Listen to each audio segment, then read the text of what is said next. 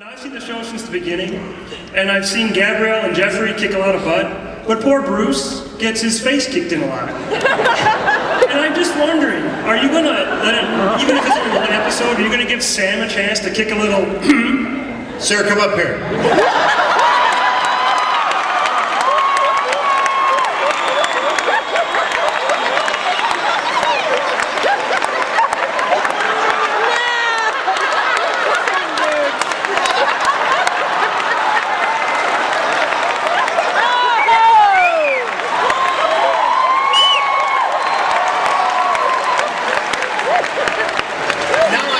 They shine bright lights in our faces so we can get scammed over and over again.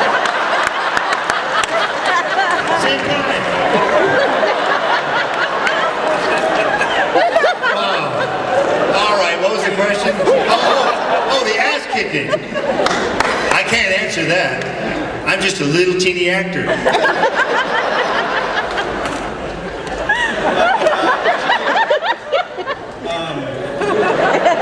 I will note that Alfredo Barrios wrote an episode, a fine episode, episode 2 of this season, where Sam spent the entire episode kicking the living crap out of Michael. So that was, he's kicking the other lead's ass. But that's,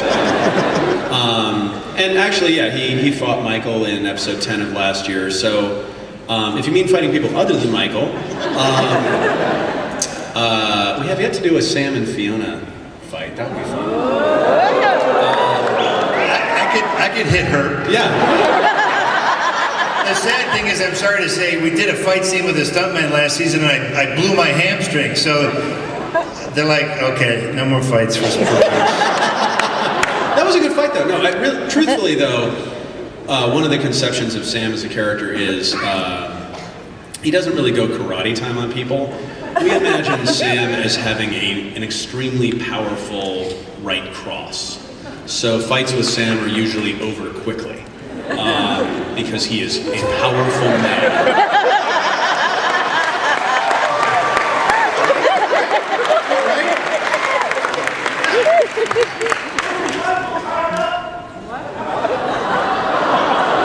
What the hell did you just say? Yeah, you're not so tough now, are you? You almost had a right cross coming at you, buddy.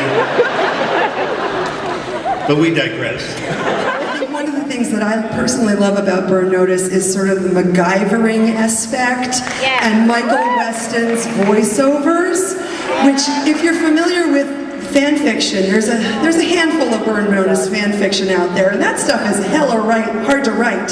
So could you two speak a little bit to the resources that you use to come up with all that resourcefulness that Michael exhibits on the show?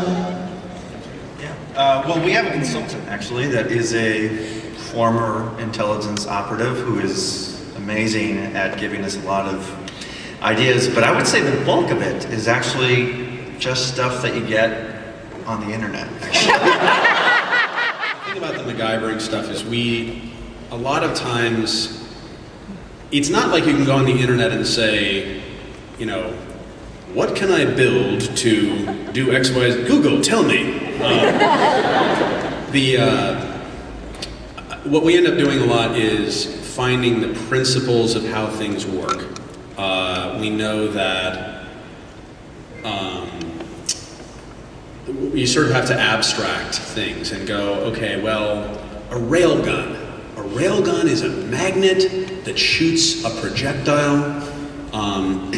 So you know sort of the structure of it, and then we'll tend to call we tend to call experts and say, okay, if we want to do this thing realistically, what would we do?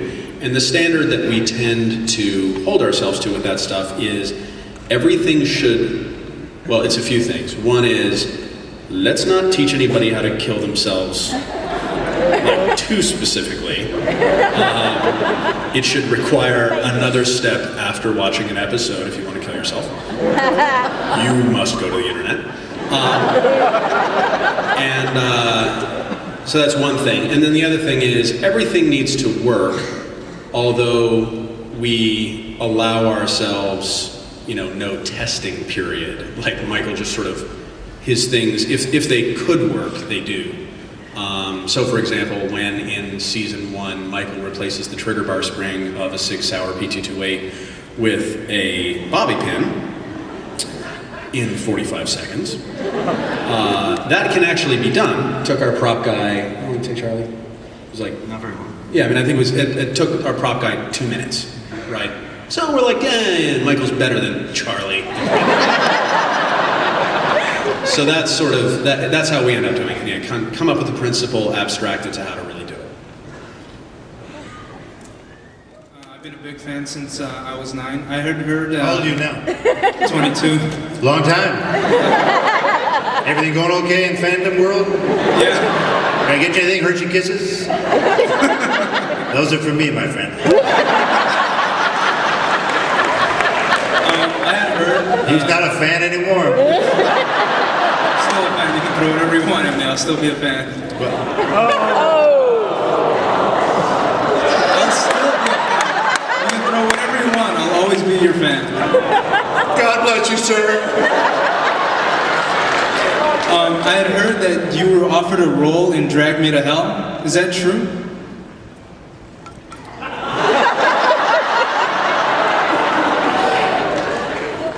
No, I was not offered a role in Drag Me to Hell.